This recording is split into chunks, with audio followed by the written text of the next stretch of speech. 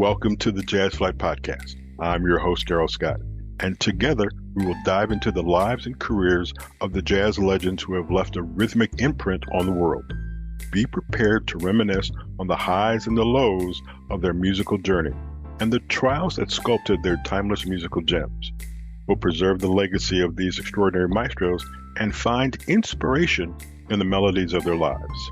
Subscribe now and never miss a beat. Now, let's get to the show.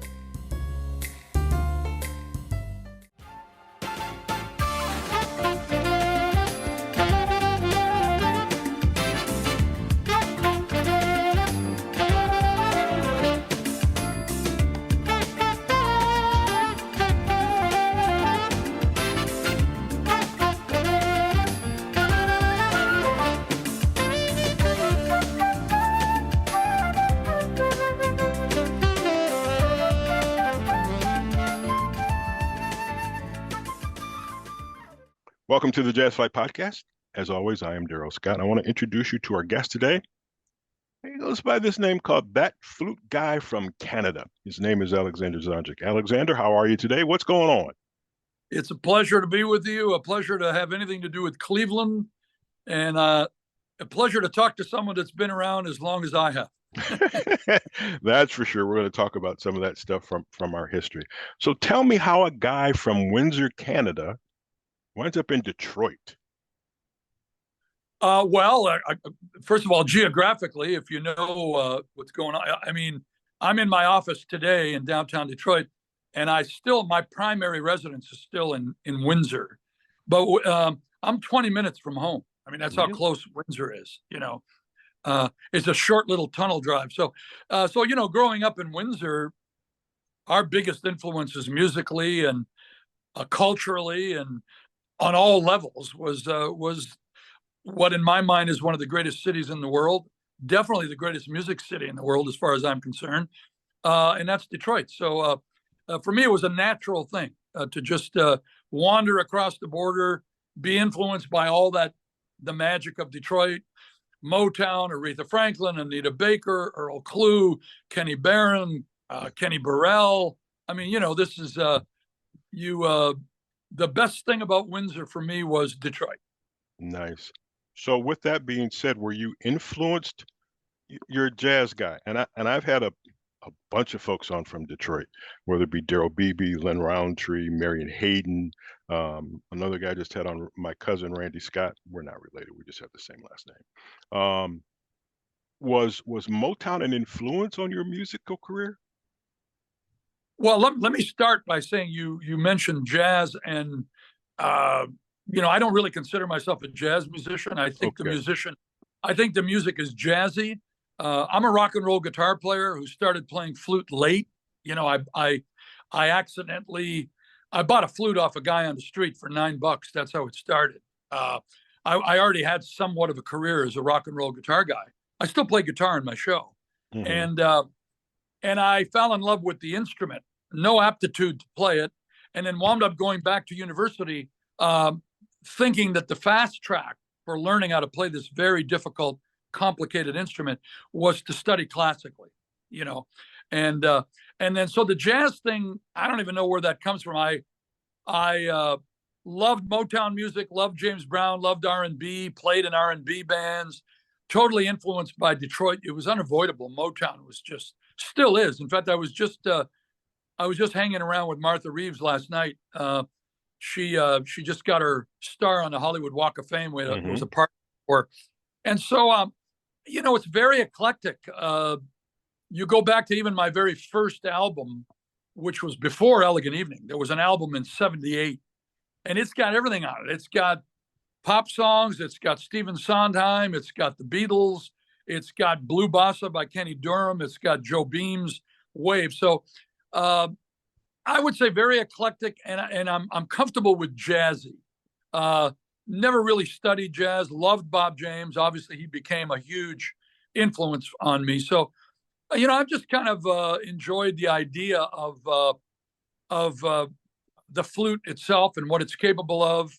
Still play some loud blues on the guitar. I don't really practice the guitar anymore, but the flute is really such a huge commitment, to play on any real level. And so, well, I hope that answers your question. Yeah. So as you speak, I come up with questions. When you say a commitment, what can you define that? What is it? What do you really mean when you say it's a commitment to play the flute?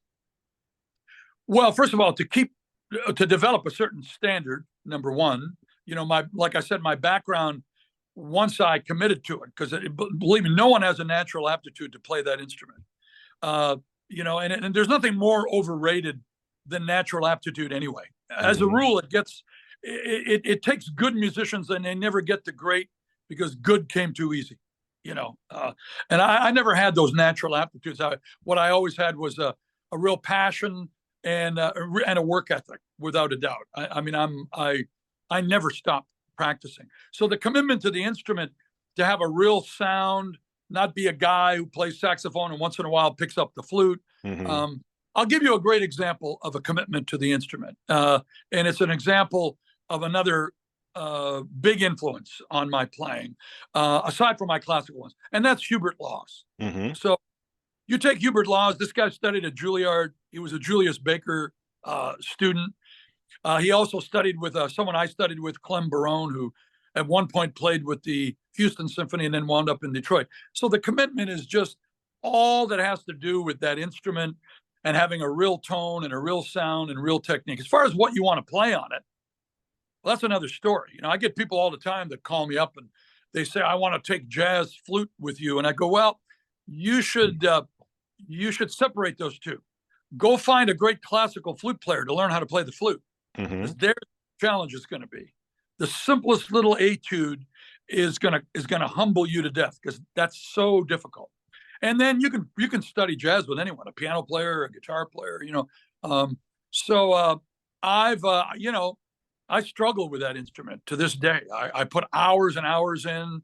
I just committed myself to 2 recitals only because I could see a little bit of atrophy. I actually went back and started taking lessons again because, and everyone goes, what, you take lessons? I go, well, consider that Tiger Woods still takes golf lessons. That's a great example. Yeah. And every once in a while, Tiger Woods has to work on his swing. And, it's just a lifetime ambition, and between the technical aspects of it, your fingers, your hands, your ability to play, your tone, you listen to, well, Hubert's a great idea because he's a classically trained guy. We all knew he had a different sound from the very beginning. My biggest influence early on, when I went back to university and I got that Bob James 1 record, the very first Bob James record, I wasn't ready to do anything jazz. I just loved playing all kinds of music. And when I heard Hubert on that record, it just completely, I said, whoa, what a sound, what a technique. And that's because he's a classically trained guy, you know? And so it's, I don't know that I recommend this for anyone, because, it's a race we're never going to win. They just keep moving the finish line, Right. Yes, that's so true. So you're in Detroit, you're playing your flute, and somehow you get into radio. How? Radio's like a lot of things I've fallen into. Radio, I developed a bit of a persona. Detroit's just an amazing market for me. It's hard for me to describe, how this adopted home of mine here, what it's meant to me in my career and my musical influences. Even though I thought I was going to move to New York in the 80s, LA considered, although I played there a lot. I did a lot of concerts in town early on, going into the early 80s, late 70s. I did a lot of CBC television for the Canadian Broadcasting Corporation. I kind of developed the whole story of the 21-year-old rock guitar player who buys a flute off a guy on the street, goes back to university, studies, and then things happen, And so I kind of developed a bit of a persona. There was a program director here at V98.7, WVMV, and they were the smooth jazz station here. I already started working with a lot of the other stations. The big station here, and it was an iconic station, was WJZZ. And WJZZ had the likes of Doc Elliott and Rosetta Hines and these legendary radio people. And the idea of hearing your music on that station was a career move. I mean, that's how powerful that station was. And then when that went away and smooth jazz came into the market, the franchise, so to speak, showed up here, long story there with that. The program director started coming to some of my shows, and what he realized at the shows was, aside from the product and the band, and he kind of knew, and at that point I was still playing with Bob James a lot, and I was making records, and I'd gone through 2 independent labels. I was on Inner City, I was on Optimism, then I signed with Warner Brothers. Pretty lofty stuff for someone who really, I was just happy to play. I mean, with all due respect to all that stuff, I have this goal, which will not be achieved, but all you got to do is go buy a James Galway record and listen to James Galway just playing Danny Boy. Forget about a complicated song. You just listen to that sound, and you tell me that that's not a life ambition right there. That tone, And so Tom Sleeker, who was the program director at this new station, I was already doing a lot of business with JZZ, doing a lot of media stuff. I started to play a lot of high-profile gigs here, Montreux Detroit Jazz Festival, P-Jazz, this big series downtown. And however this jazz thing happened, I guess because there were no words and my music was instrumental, and I guess I improvised to some degree. I wasn't a bebop guy. If anything, I made a bigger commitment to classical music. And I made 3 classical records. I would do a lot of recitals with my teacher, who was the principal flute player at Detroit Symphony, Irv Monroe. Tom Sleeker would come to concerts, and what he recognized beyond the music was a personality. He said, "Oh, this guy's got a connection with this audience. Right. Guy is laid back. He's got humor. He's got something going on here, and that's how it kind of started. He approached me. I was already doing business with him. I have 10 major festivals that I either run or own in this market. There's 10 of them. Jazz on the River has been going on for 27 years. That's how long I've been doing that. That's 25,000 people a day, There's not a major artist. So if you take Jazz on the River and you take St. Clair Jazz Festival and Cabin Fever Jazz Festival that we just finished, and 3 Westland Smooth Summer Nights, and a new festival at Idlewild. I mean, I've gotten into all these cottage industries that just fell into my lap, more or less, Tom Sleeker recognized all of this and called me up, and I thought he was calling for me to do like maybe a Sunday feature, because I got a career, I got stuff going on, I'm playing. Right. I got an office in downtown Detroit. I'm booking festivals. I'm playing. I'm still touring with Bob. I'm trying to make records, throw in a little bit of classical now and then. And no, he said, I'd like you to do mornings, and I can reveal the truth now because the show's long gone. But do you know, for 12 years, I was a staple on Detroit morning radio. We had a big show. We were like top 5, always top 10. I was never in there live once in 12 years. Wait a minute. I could understand that today, but back then we don't have the technology that we have today. Well, we had a couple of things. We voice tracked the show. Oh, okay. We voice tracked it to DAT machines. I had a great co-host who was a real radio veteran guy, Kevin Sanderson. And when I did my experiment, I said, I don't know about mornings, Tom. So I did an experiment. I actually came in live and I did a week. No Radio 101, no nothing. Just went in there. And because I was preaching to the choir, I don't want you to think I was a natural. I think radio people are extremely talented, and there's a real craft and a real art to it. The people that are good, especially a market like Detroit that had major stars like Dick Pertins and Jim Harpers and Arthur Penhall. I mean, this is a great radio market. Right. And so I went in there and told stories and played music, and obviously knew the music. I was like a color commentator almost. It's like, you remember, wasn't that long ago that in football, someone got this brainstorm where they said, aside from these broadcast people, why don't we bring in a football player to talk to these people? Yep. So, and at that point, it was evolving. Ramsey, who was a very dear friend of mine, Ramsey Lewis was just starting to do WNUA in Chicago and doing mornings. By the way, he was never live at all, ever. Wow. Dave Koz was getting ready to start his Wave show in LA. Right. And I was with CBS at the time. And so I did my experiment. And aside from my stories being too long, because, radio, you need a beginning, a middle, and an end. And by the way, you got 2 minutes. Exactly. And by the way, liners, and you got to do some IDs, and you got to front sell, and, all that stuff. Yes. And aside from that, it went really well.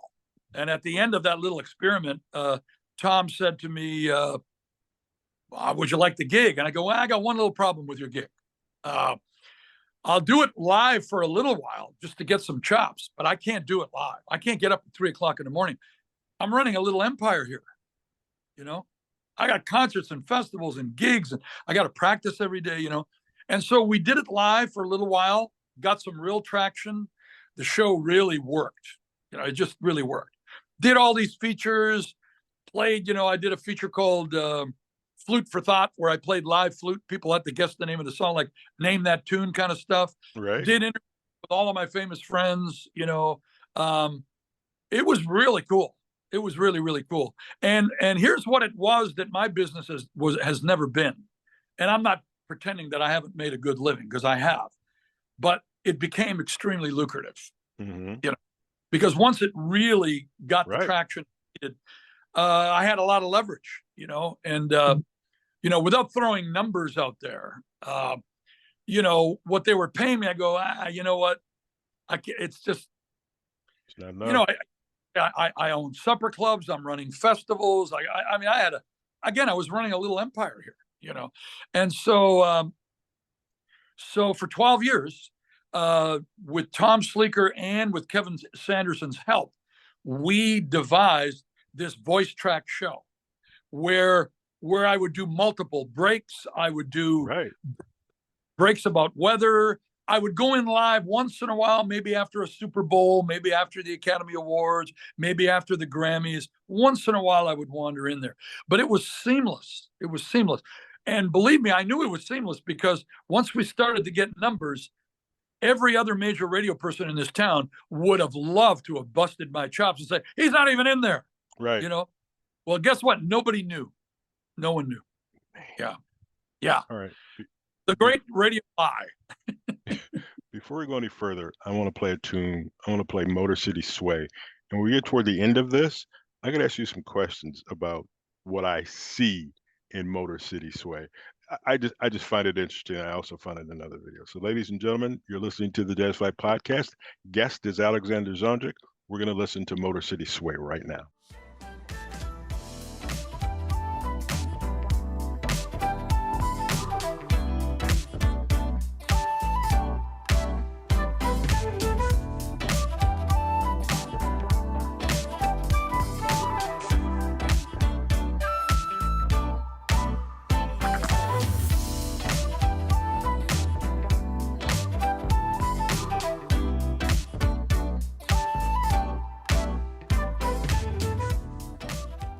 That is Motor City Sway from Alexander Zonjic, our guest today on the Jazz Flyte Podcast. So you say, how did you get into this empire thing? That's what I want to find out. So you have a career, you're making music, you're touring, but now you have jazz festivals, you have supper clubs. How did you start all this, and what is the impetus to start this, to go? Stupid question. What came first? Obviously, the music's there. So then what comes after? What's the next step? Well, first of all, let me just reinforce all this by saying at the core of everything, I am an artist. I'm a flute player. And if all of this stuff and that I've gotten into on any levels started to atrophy or affect the level of my playing, I wouldn't have done anybody. It all came one at a time. These are all just opportunities that fell in my life. Here comes radio. Here comes an opportunity to be a part owner in a pretty cool nightclub called Seldom Blues. Here comes the opportunity to be an artistic director for certain festivals. Here comes the opportunity to create my own festivals. Here comes a lot of I do a ton of television here. I have a weekly television show on Detroit Public TV. So, you know, it all just happened one step at a time. It is 7 days a week. It's a huge commitment. You got to love doing all of it, you know? And so, yeah, I mean, I don't know that it was never part of a business plan, because at the core of all of it is playing the flute, you know, and somehow that's led to all of this. And, you know, if you really look at our present day and you look at people like Kenny G, guy's got an empire. Kenny's a very dear friend. I've known Kenny since 1979. And he's got his own little empire. Dave Koz is a machine. Yes. Yeah. So I think we're a product of a new era. You know, major labels no longer giving us big advances where we can stay home and just on our music. Correct. You know, the everything changed. But I was always very keen with marketing, with newsletters, with e-blasts, with controlling my fan base, because I knew the control that came with it. And I was also very much aware of the fact that the flute was not as popular as all these other instruments. It never has been. You know, Darrell, nobody puts a band together and all the band members are gathered around the kitchen table and someone looks at the other guy and go, well, who are we going to get to play the flute? Nobody, right. You know, nobody needs a flute player. So I kind of fell into all of it. I love all of it.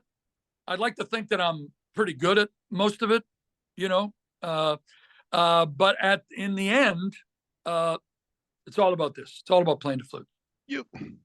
In this short time that we've talked, and it's not like we have a history of knowing each other for years and years, the amount of energy that you have is infectious.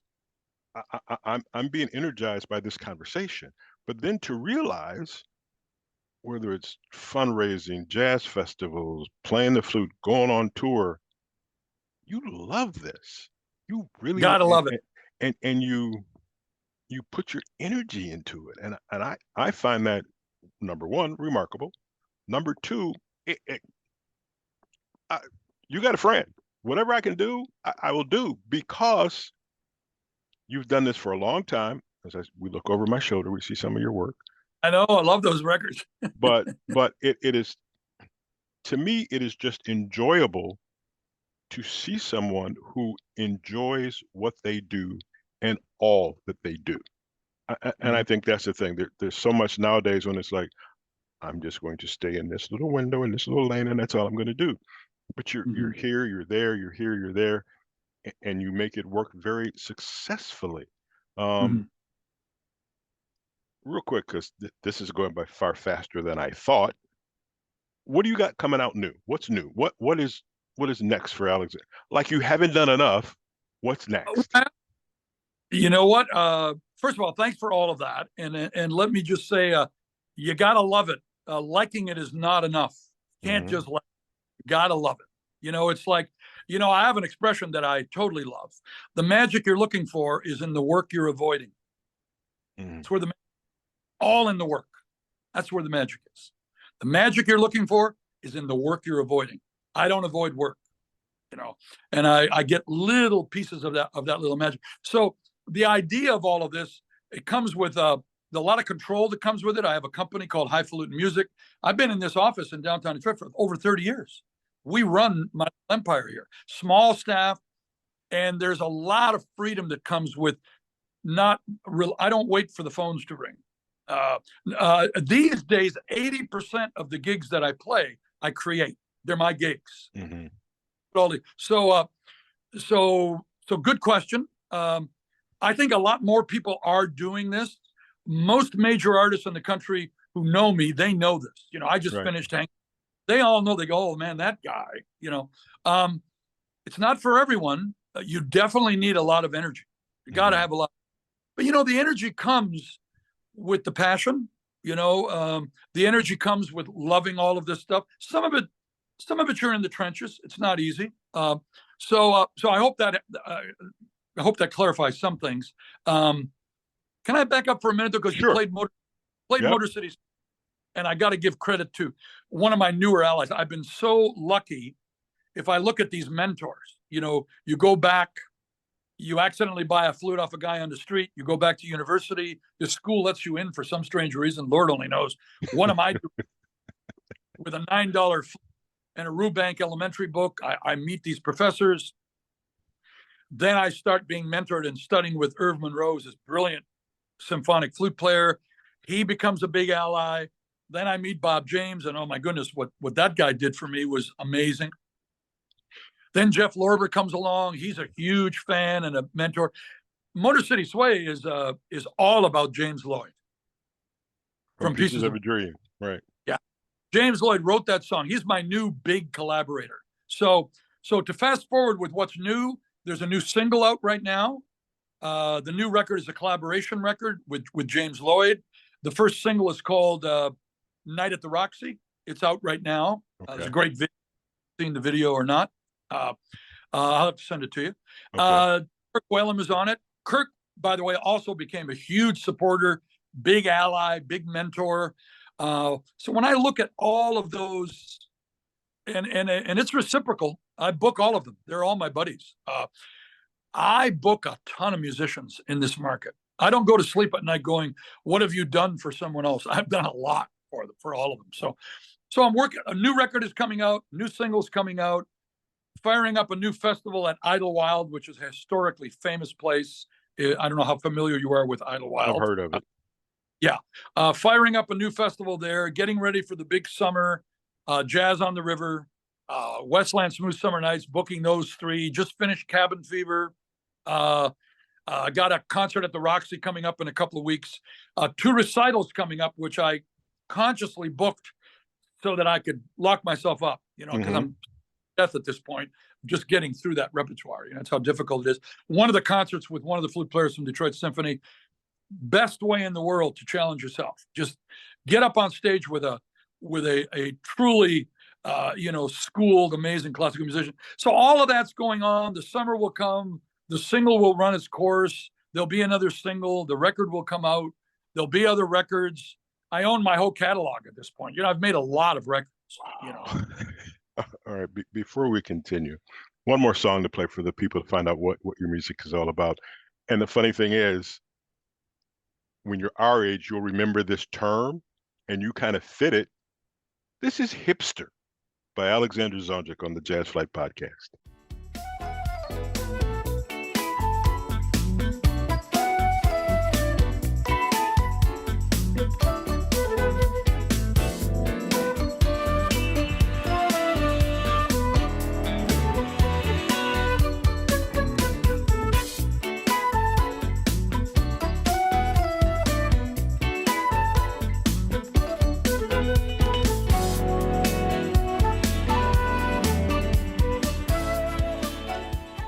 This is the Jazz Flyte Podcast. I'm Darrell Scott. He is Alexander Zonjic. We just heard Hipster.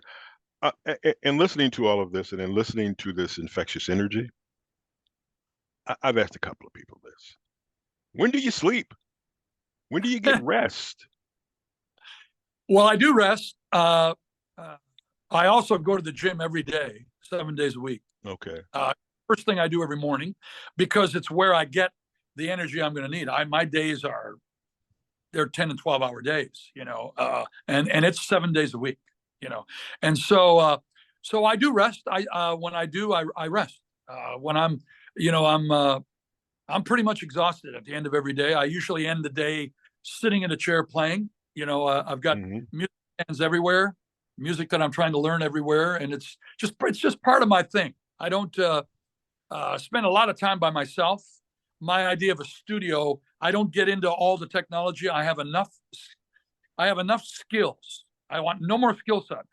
I've got enough to last at the end of my life. You're not going to talk to me. My idea of a studio is an empty room with a chair and a music stand and a flute. That's where I get my work done. I'm not going to go through the learning curve because there's too many people that are good at it. And I wait for the new opportunities. TV continues. There's probably going to be more festivals, more touring. The James Lloyd collaboration, I'm really excited about. I love James. He is, James Lloyd, Jeff Lorber, Bob James. There's 3 piano players. If you're lucky as an instrumentalist to have a relationship with even one of them, right. What a gift that is, And so So, for me, it's onward and upward. I don't, like I told you, I said early in this, in our interview, maybe not on the air here, it's not a race we win. They just keep moving the finish line. Yeah, that is so true. Just to let you know, I'm going to steal that from you. Just so you know, I will do that. Steal all of these. Race you don't win, just keep moving the finish line. The magic you're looking for is in the work you're avoiding. That's my biggest thing that people come to me, especially when they have natural ability. Mm-hmm. I don't have perfect pitch. I'm not a naturally born musician. Passion, yes. Work ethic, without a doubt. And it's funny when you get into a room with a Kenny G, who never stops practicing, by the way, ever. The few times we've done shows together, either him with my band or me opening up, I get there early because I want to get a jump on everyone and I want to be in that room warming up and practicing. So when that show comes, I'm not jumping on a moving train. Mm-hmm. He's always there before I am. Yeah. And so we all get together and it's always it's almost like this thing where the reason that I've gotten away with this is I'm just out working everybody. I'm not near as they are. Meanwhile, when you meet them, whether it's a Bob James or it's a Kenny G or it's a Jeff Lorber, what are they all doing? They're all working. They think they're the one. Oh, if I don't do this, and meanwhile, somebody will take it from you. Yeah, well, it's the reason I'm here is not because of any natural talent. And if I've been given a gift, it really is this whole passion and desire. Now, you can't drink, you can't smoke. You got to be a pretty disciplined guy. I told you about the exercising. You got to go every go. And I'm going to be 73 in 2 weeks. Okay, I just hurt myself. Okay. Yeah, and I don't. There's no change in my lifestyle in the last 50 years. As far as I'm concerned. Now, is some of this stuff harder than it used to be? Might be. I just take it on. I just take it on for what it is. And it's if there's anything that you can learn from something like this, you just do it. I don't preoccupy myself with competition. I love a lot of the other flute players out there. Hubert's still my guy. I was very Herbie man when he was alive. Many years ago, it was Mo Kaufman from Toronto, this famous flute player who wrote Swinging Shepherd Blues. Love all the classical players. I don't wait for the phone to ring. Wow. Simple terms, you're an amazing man. In my eyes, you're an amazing man, and I'm very glad we made the hookup because this is very enlightening and invigorating for me. How can fans follow you and get all this information where all the concerts and the CDs and the festivals are? Do you have a social media presence? Yeah, we do. My audience is so analog. Our fans are so important to us. We have a huge database, an email base. I have an assistant because so many of my fans need to talk to a human. Yes. You can't, not all digital. They're very analog. We put phone numbers on posters. I have an assistant we call Front Row Phyllis, and she's in Toledo. She answers calls. We have a website, zonjic.com. Usually it's updated. You'll see all the concerts on there. I answer the phone. I mean, fans call all the time. I'll put the office number on there. It'll roll over to my cell. I've done concerts in small venues like the Trenton Village Theater, like a New Year's Eve show with me and Jeff Lorber, and there'll be 250 people there, and everybody who bought a ticket would have talked to me on the phone, and they all the only one. They think that wow, you can't believe I got him on the phone, and then I'll get up in front of the whole crowd and I'll go, hey, how's everybody doing? Hey, I'm just curious, how many of you talked to me on the phone? And the whole place, and that's because there's nothing more valuable than that relationship. They're the main reason we get away with this. With all due respect to labels and concert promoters and all of the rest of that stuff, it's the fans. They're like everything to us. And so So we really covet that. That's why Front Row Phyllis is in the mix. That's why you call and someone answers the phone. When we do concerts where we sell tickets, we have no service charges. We just value those fans so much because they're the reason I've gotten away with this. There's no getting around it. And my audience is 85% African American. I'm not suggesting I don't have a white audience. I do, but it's 85%. And it's a Detroit. Oh yeah, right. I God love them. I mean, what I have managed to do, and what they have done here, with 27 years of Jazz on the River. That's a government-run event. That's Wayne County. Westland. That's Westland, City of Westland. St. Clair. That's St. Clair Chamber of Commerce. All of these people have come to me with total trust and said, "Here's a budget. Put on an event." And when they ask me, what are you going to make? I go, "I'll make what's left. Let me put on an event first." So yeah, it's a little unique. If it's about getting, you're making it work, and that's all that counts. Yeah. So we're happy with the whole process. Love the fans. The celebrity thing in Detroit is totally over the top. It's something you'd have to experience it. Just walk with me to my bank, maybe 3 blocks away from here. Just walk downtown with me, and you'll get it. And it's not because of fame or celebrity. It's because of a total understanding of what you do and what you mean to this community. That's where they're coming from. Okay, before we go, I have 2 questions. So I watched Motor City Sway and I watched Hipster. 2 things. Where'd you get all the dancers from? Well, love the dancers, by the way. They're also in my new video, A Night at the Roxy. I'm going to send you that. You'll okay. All right. I love the dancing thing. So many of my songs, Sweat, Memphis Underground, Motor City Sway, obviously, they're all just danceable songs. It's not uncommon for me to be on stage at Jazz on the River and 1,000 people are doing the Motor City Sway. Because, Motor City Sway, we actually came up with a dance. It's called City Sway, And so they start out as being fans. I've got one friend of mine, ballroom dancing is huge in Detroit. Chicago, big ballroom places. Hustle, Electric Slide, all of that stuff. So I got a friend of mine. Tell me this guy's not a ballroom dance instructor. His name is Easy Al. Yep. So Easy Al runs a ballroom place. He's in all my videos. Then on the new video, Night at the Roxy, Mambo Marcy, because it's kind of a Latin song. We love the dancers, and we just put a call out and send out and of course, if you saw Motor City Sway, and we're in COVID, and they're dancing in front of Hitsville and downtown. Yes. And we just put a call out, and this is very unique. I remember one time doing a festival here, and one of my dear friends was Al Jarreau. I loved Al, and I brought Al in to play Jazz on the River. Amazing event. If you're going to come to any of my events, that one's pretty magical. Okay. And so Al plays it, and he's blown away by the size of the crowd, the fact that it's free, and the fact that the love. I mean, I remember getting him in the car. He wasn't that healthy at that point. He was starting to have some issues.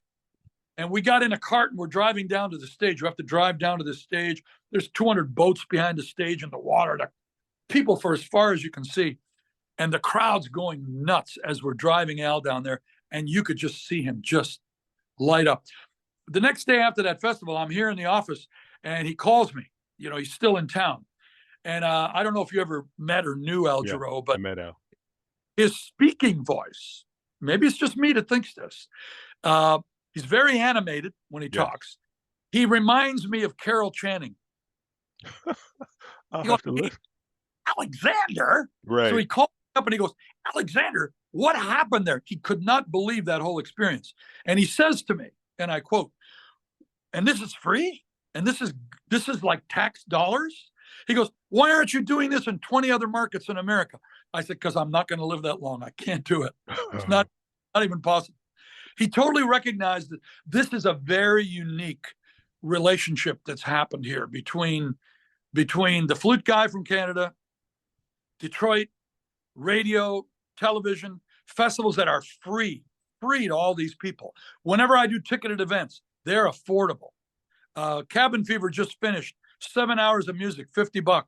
Here's Alex, and we want it that way. It's not about money. I only need enough. I don't need a lot. I'm not into summer homes and all that kind of stuff. Forget all of that stuff. I'm into. I got one more question having to do with those videos, and only because these are only two. A lot of vintage cars. Oh, because it's Detroit. Cars. Oh, Detroit. Okay. Auto. And because, get ready for this, I have friends that own cars. I have fans. I got one fan, his name is Frank Buscemi, and Frank lives over on the east side. He collects classic cars. In Motor City Suede, those were real expensive. That one Packard was an amazing car.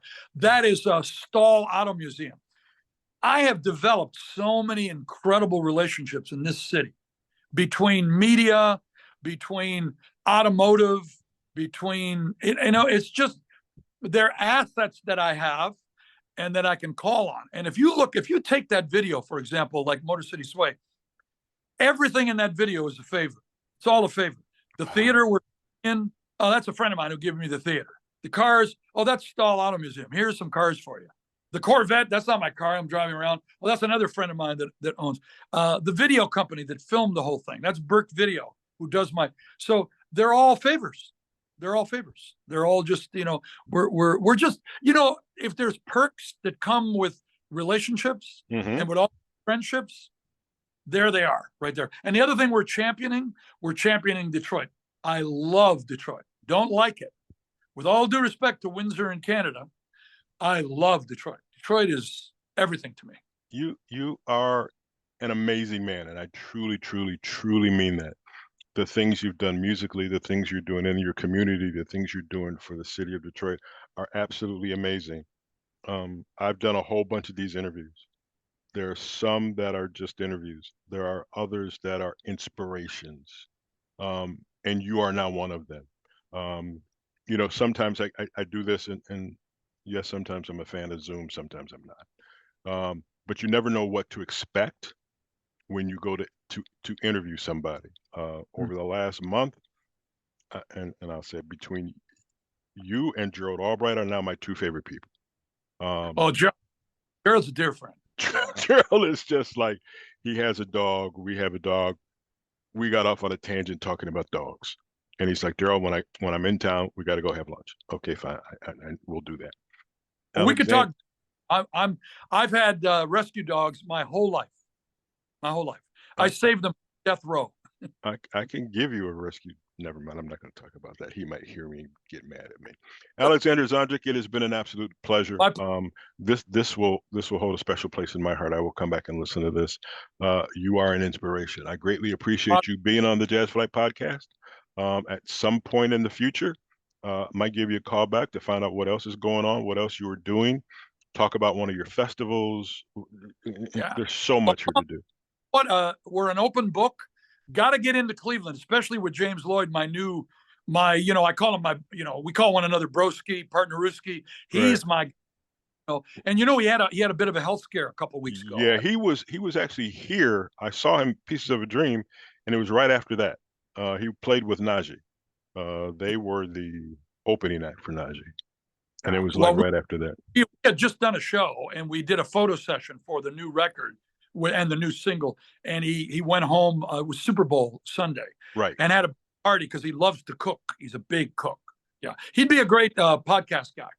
Well, I will work on that. And if you can assist me, I would greatly appreciate it. This has been, we'll talk more. I ain't worried about this. Ladies and gentlemen, you've been listening to the Jazz Flyte Podcast. Our guest has been Alexander Zonjic. If nothing else, you've learned things.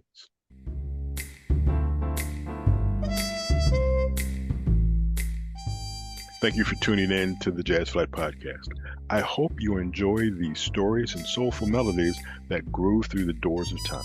If you want to stay connected with the latest updates and episodes, don't forget to subscribe to my channel and hit the notification bell. Until next time, I'm Darrell Scott.